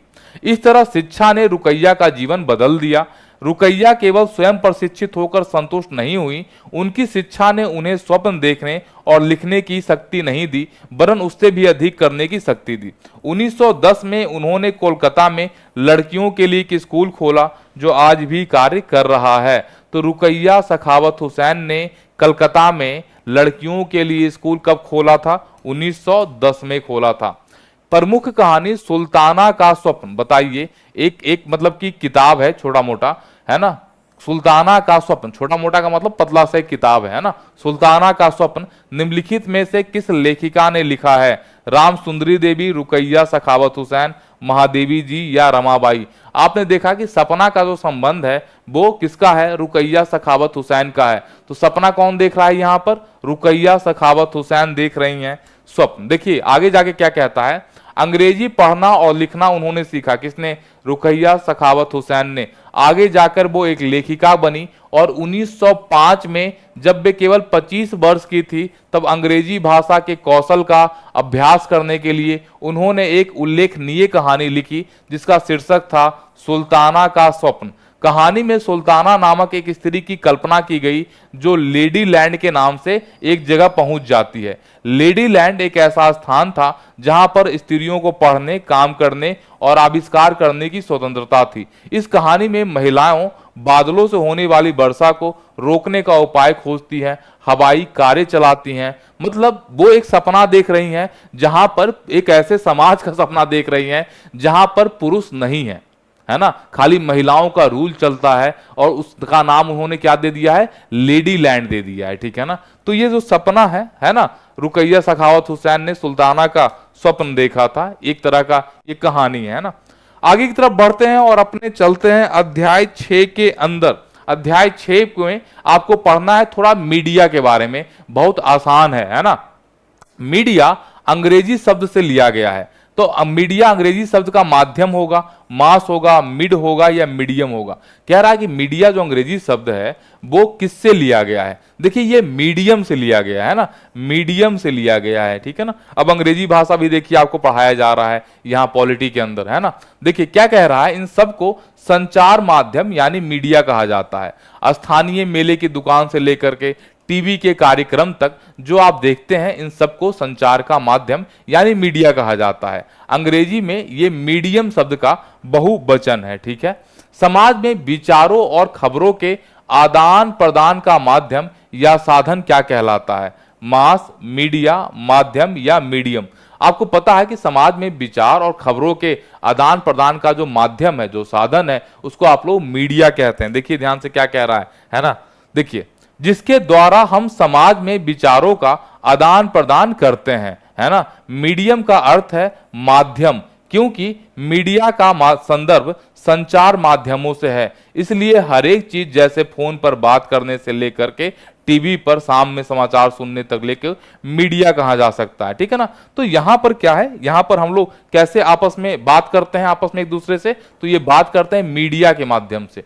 क्या पूछ रहा है? माध्यम पूछ रहा है यहां पर, है ना। मीडियम क्या है? मीडियम देखिए क्या है, मीडियम क्या था, मीडियम क्या है? मीडियम जो है वो अंग्रेजी का मीडिया जो शब्द है वो इसी मीडियम शब्द से लिया गया है। और मीडिया का मतलब क्या हुआ? खबरों का आदान प्रदान करना। अगला सवाल देखिए क्या कह रहा है कि टीवी, रेडियो और अखबार संचार माध्यम के ऐसे रूप हैं जिनकी पहुंच लाखों लोगों तक है, देश और विदेश के जन समूह तक है, इसलिए इनको क्या कहा जाता है?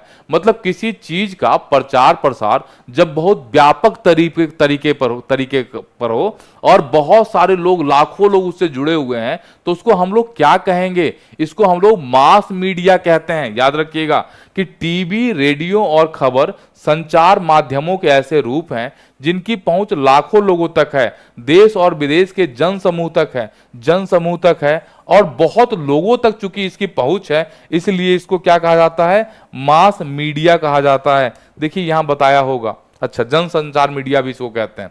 टीवी, रेडियो और अखबार संचार माध्यमों को ऐसे रूप हैं जिनकी पहुंच लाखों लोगों तक है, देश और विदेश के जन समूह तक है, इसलिए इन्हें जन संचार माध्यम या मास मीडिया कहते हैं। मतलब हिंदी में इसको जन संचार माध्यम कहते हैं और अंग्रेजी में इसको मास मीडिया कहते हैं। तो हमारा राइट आंसर क्या हो जाएगा, दोनों हो जाएगा ना जी, हमारा राइट आंसर सी हो जाएगा, दोनों हो जाएगा। चलिए अगला प्रश्न देखते हैं। अब ये कह रहा है कि किस दशक में इलेक्ट्रॉनिक टाइपराइटर के आ जाने से पत्रकारिता की दुनिया, इलेक्ट्रॉनिक टाइपराइटर आ गया तो पत्रकारिता की दुनिया में एक बड़ा बदलाव आ गया। तो कहां पर बताइए कि कितने दशक में इलेक्ट्रॉनिक टाइपराइटर के आ जाने से पत्रकारिता की दुनिया में एक बहुत बड़ा बदलाव आया है। 30 में, 20 में, 40 में, 50 में? जरा ध्यान से देखिए क्या कह रहा है। 1940 के दशक में इलेक्ट्रॉनिक टाइपराइटर के आ जाने से पत्रकारिता की दुनिया में एक बड़ा बदलाव आ गया। तो ये किस दशक में आया था, 1940 के दशक में आया था। और ऐसे सवाल जब आपके एग्जाम में आ जाते हैं तो आपको लगता है कि सर पॉलिटी का इसका क्या लेना देना है, लेकिन बताइए कि भारतीय राज्य व्यवस्था का जो बुक है उसमें ये चीजें दे करके रखा है, तो पढ़ना तो पड़ेगा ही, है ना। चलिए कह रहा है जॉन एल बेयर्ड ने निम्नलिखित में से किसका आविष्कार किया था, टीवी का, रेडियो का, साउंड का या प्रिंटिंग प्रेस का? जॉन एल बेयर्ड ने निम्नलिखित में से किसका आविष्कार किया था, जल्दी से बताइए। देखिए बता रहा है, यहां पर कह रहा है कि टेलीविजन का प्रारंभिक रूप से आविष्कार जॉन एल बेयर्ड ने किया था, है ना। तो किसका आविष्कार किया था, ये तो ऐसे भी आपको पता ही होगा, आपने पढ़ा ही होगा, है ना। टीवी में, टीवी का, टीवी मतलब बीमारी वाला नहीं, वो टीवी देखने वाला, है ना। जब सरकार समाचार के किसी अंश, फिल्म के किसी दृश्य या गीत के किसी अभिव्यक्ति को जन समुदाय तक पहुंचने से प्रतिबंधित करती है तो क्या कहा जाता है? सेंसरशिप कहते हैं, मेंबरशिप कहते हैं, संचार कहते हैं, पत्रकार सम्मेलन कहते हैं। आपने देखा होगा कि कई बार फिल्मों के कुछ ऐसे दृश्य हैं जिसको आम जन को नहीं दिखाया जा सकता, तो उसको क्या कर देते हैं, कट कर देते हैं। जैसे आपने ये देखा होगा पद्मावत जो मूवी है उस टाइम पर हुआ था, पद्मावत फिल्म के साथ आर्टिकल 15 जो है उस फिल्म के साथ किया गया था। तो जब उसको कट किया जाता है, मतलब कि हटाया जाता है, इसको हम क्या कह सकते हैं, तो इसको भाई साहब हम लोग सेंसरशिप कहते हैं। क्या कहते हैं, सेंसरशिप कहते हैं। बिल्कुल सही आपका जवाब था। देखिए संचार माध्यम स्वतंत्र नहीं है, इसका दो कारण है। पहला कारण यह है कि सरकार का उन पर नियंत्रण है। जब सरकार समाचार के किसी अंश, फिल्म के किसी दृश्य या गीत के किसी अभिव्यक्ति को जन समुदाय तक पहुंचने से प्रतिबंधित करती है तो इसको हम लोग सेंसरशिप कहा जाता है। भारत के इतिहास में ऐसे समय भी आए जब सरकार ने संचार माध्यम के ऊपर सेंसर लगाया और सबसे बुरा टाइम था इमरजेंसी का, जब 1975 से 77 तक आपातकाल का समय था। खबर लहरिया नामक समाचार पत्र का संबंध किस राज्य से है? देखिए कुछ 8 दलित महिलाएं थी, इन दलित महिलाओं ने मिलकर के अपना एक समाचार पत्र शुरू कर दिया था।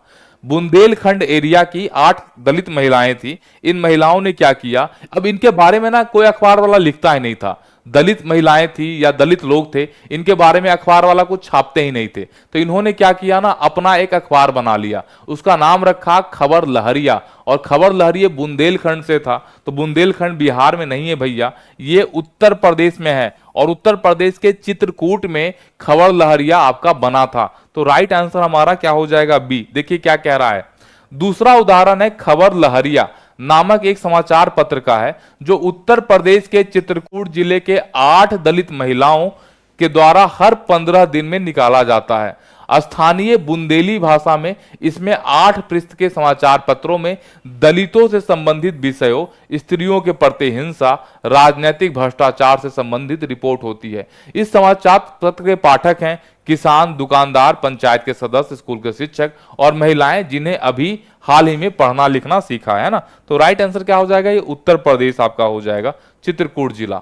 उत्तर प्रदेश के किस जिले में 8 दलित महिलाओं द्वारा हर 15 दिन में लहरिया नामक समाचार निकाला जाता है। तो ये तो हमने आपको बता दिया। कौशाम्बी होगा, बताइए उत्तर। कौशाम्बी होगा, बलिया होगा, अयोध्या होगा या चित्रकूट होगा। आप जानते हैं, हमने आपको बताया कि जो दलित महिलाएं हैं या जो दलित हैं, उनके आवाज को मीडिया सुन नहीं रहा था, तो इन्होंने क्या किया, अपना ही एक न्यूज़पेपर निकाल लिया जो 15 दिन पर छपता है। इसका नाम रखा खबर लहरिया और इसको 8 महिलाओं के द्वारा चलाया जाता है। 15 दिन पर यह न्यूज़पेपर निकलता है और इससे आपस में जो मतलब उस एरिया में जो घटनाएं हो रही हैं ना, उसके बारे में आपको जानकारी मिलती है। तो कहां इसका करेक्ट आंसर हो जाएगा भैया, चित्रकूट इसका राइट आंसर हो जाएगा। यही आपको बता रहा है। पेज नंबर 71 पर जाइएगा, चैप्टर नंबर 6 में, एनसीईआरटी का क्लास नंबर 7 में। तो एनसीईआरटी का एकदम लाइन बाय लाइन से जो सवाल बनेगा ना, वो हम आपको करवा दे रहे हैं। इससे बाहर एनसीईआरटी में कुछ नहीं आएगा, एकदम स्कैन कर दे रहे हैं एक लाइन को, ठीक है ना।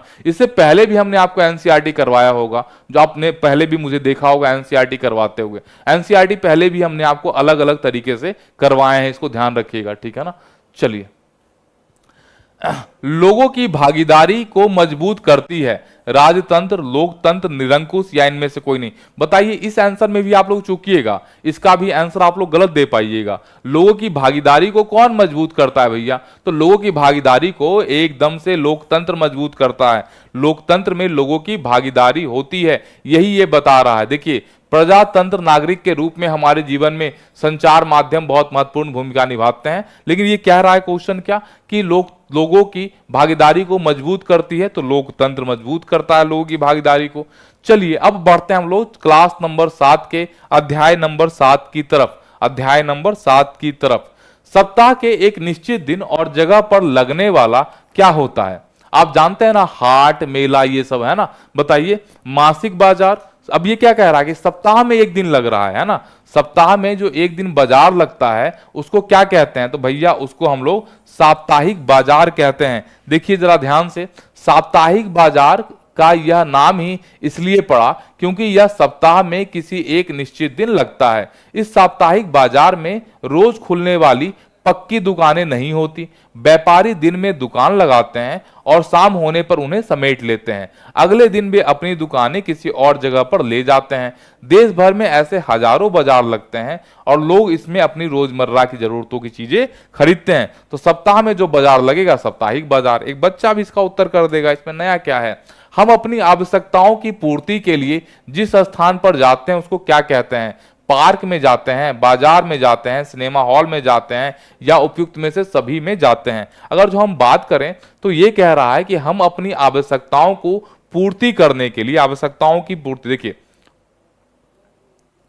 हाँ, ये कह रहा है कि उन्हें दुकानों का किराया, बिजली का बिल, सरकारी शुल्क आदि देना पड़ता है। इन दुकानों पर काम करने वाले कर्मचारियों की तनख्वाह भी खर्चों में जोड़नी पड़ती है, वो एक अलग बात है।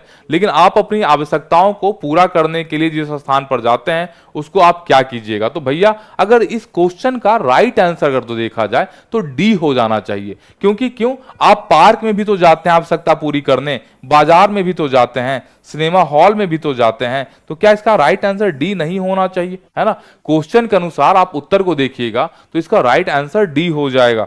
चलिए अगले सवाल को देखिए। खाली बाजार में ही आवश्यकता आपको थोड़ी पूरी होती है। आगे कह रहा है, देखिए, साप्ताहिक बाजार का निम्नलिखित में से क्या फायदा होता है। इस बाजार में जरूरत का सभी सामान एक ही जगह पर मिल जाता है। इस बाजार में एक ही तरह के सामानों के लिए कई दुकानें होती हैं जिनमें आपस में प्रतियोगिता भी होता है और जिसमें कोई भी सामान सस्ती दामों पर मिल जाती है। उपयुक्त में से दोनों। देखिए, जब हम साप्ताहिक बाजार की बात करते हैं तो हम देखते हैं कि इस बाजार में जरूरत का सभी सामान एक ही जगह पर आपको मिल जाता है कि नहीं। हाँ, देखिए, मतलब कि आप साप्ताहिक बाजार में जाइएगा तो एक कपड़ा भी मिल रहा है, खाना भी मिल रहा है, मीट मछली भी मिल रहा है, और साथ में साथ आपका मिठाई भी मिल रहा है। तो सब कुछ आपका, है ना, मिल रहा है। दूसरा, इस बाजार में एक ही जगह पर बहुत सारे दुकान होते हैं तो कोई आपको ज्यादा दाम पर भी नहीं दे सकता। तो राइट आंसर हमारा क्या हो जाएगा, सी हो जाएगा। ये तो बच्चे वाला सवाल है। पड़ोस की दुकानें निम्नलिखित में से किस कारण से उपयोगी होता है। जो आपके पड़ोस के दुकान है बगल में, वो आपके लिए क्यों उपयोगी है ना। ये दुकानें हमारे घर के एकदम नजदीक होते हैं, जिसके चलते हम किसी भी समय दुकान पर जा सकते हैं। बात तो सही है।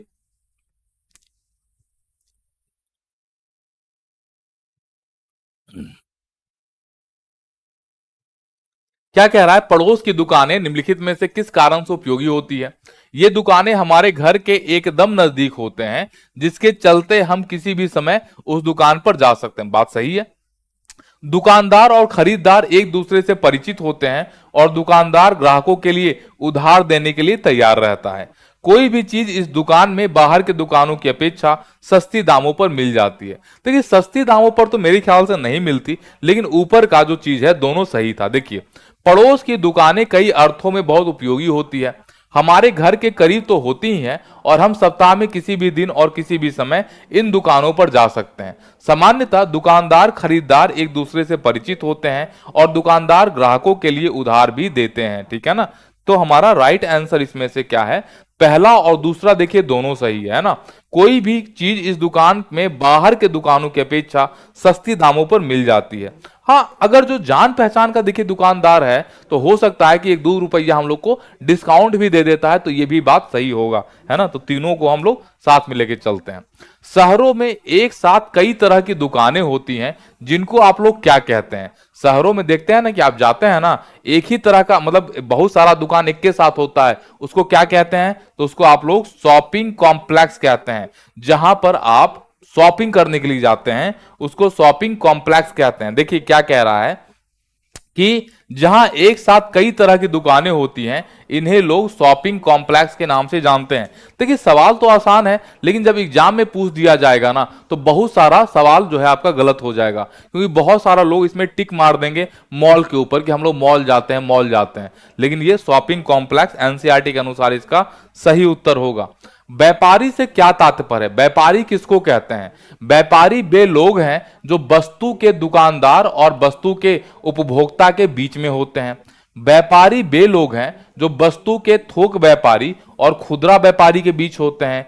ये वे लोग हैं जो वस्तु के उत्पादक और वस्तु के उपभोक्ता के बीच होते हैं। व्यापारी क्या करता है, व्यापारी क्या करता है कि उत्पादक से, जो उत्पादन करता है चीजों का, उससे खरीद लेता है और जो उपभोक्ता होता है उसको बेच देता है। इसी को हम लोग व्यापारी कहते हैं। देखिए क्या कह रहा है कि व्यापारी क्या होता है ना, कि व्यापारी उत्पादक से चीजों को खरीदता है और खरीद करके उपभोक्ता को बेच देता है। देखिए क्या कहता है, वे लोग जो वस्तु के उत्पादक और वस्तु के उपभोक्ता के बीच में होते हैं उनको व्यापारी कहा जाता है।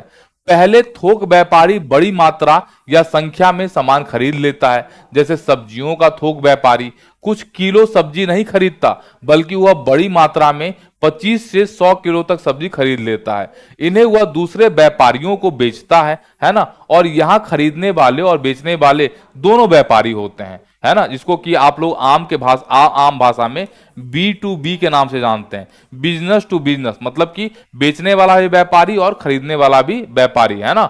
उसके बाद कहता है व्यापारियों की लंबी श्रृंखला का वह अंतिम व्यापारी है जो अंततः वस्तुएं उपभोक्ता को बेचता है। अब ये जो व्यापारी है बिजनेस टू सी कहते हैं ना, बिजनेस टू कस्टमर, मतलब बिजनेसमैन अब किसको बेचेगा, कस्टमर यानी उपभोक्ता को बेचता है।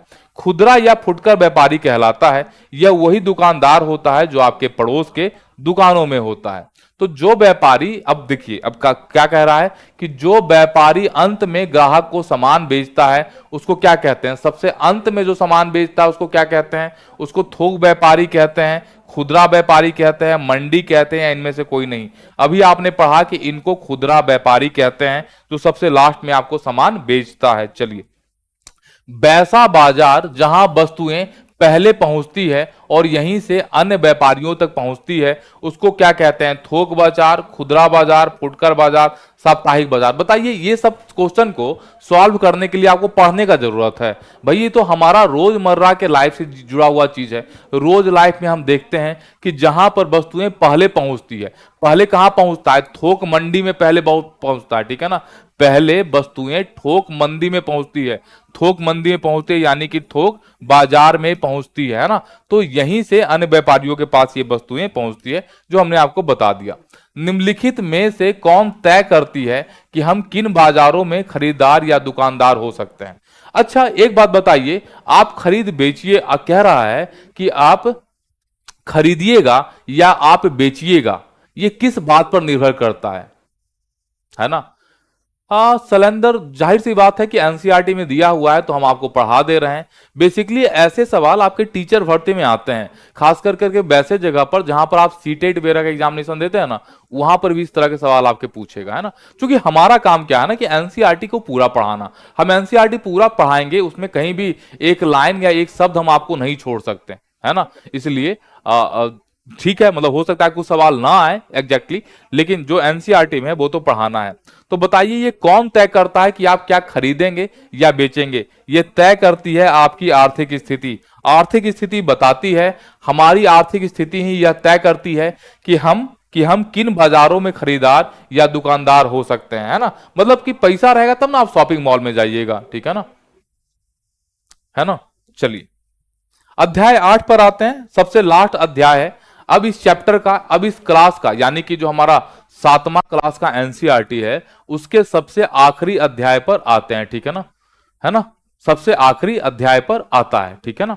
चलिए कह रहा है हमारा, सप्ताह में 2 बार लगने वाला इरोड का कपड़ा बाजार का संबंध किस राज्य से है? तो इरोड का जो कपड़ा बाजार है उसका संबंध केरल से है, आंध्र प्रदेश से है, तमिलनाडु से है, महाराष्ट्र से है। जहां तक मुझे याद आ रहा है कि इरोड का कपड़ा बाजार तमिलनाडु में लगता है ना। सप्ताह में 2 बार ये बाजार लगता है। देखिए क्या कहता है, तमिलनाडु में सप्ताह में 2 बार लगने वाले इरोड का कपड़ा बाजार संसार में विशाल बाजार में से एक है। इस बाजार में कई प्रकार का कपड़ा बेचा जाता है।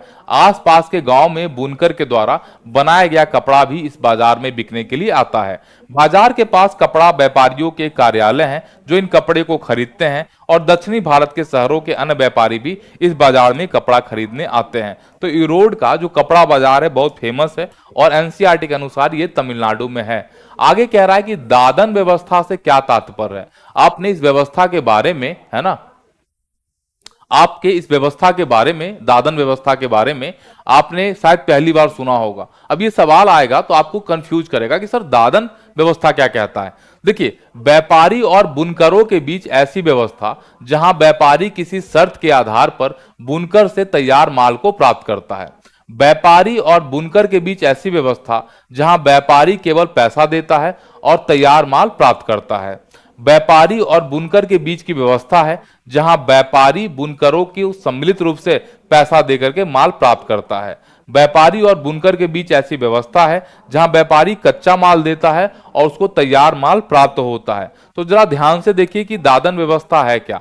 कपड़ा उपलब्ध कराने का जो ऑर्डर मिलता है ना, उसके आधार पर व्यापारी बुनकर के बीच काम बांट देता है। बुनकर व्यापारी से सूत लेते हैं और तैयार कपड़ा देते हैं। इस व्यवस्था से बुनकरों को स्पष्टतः 2 लाभ होता है। बुनकरों को सूत खरीदने के लिए अपना पैसा नहीं लगाना पड़ता, और साथ ही तैयार कपड़ा को बेचने की व्यवस्था भी हो जाती है।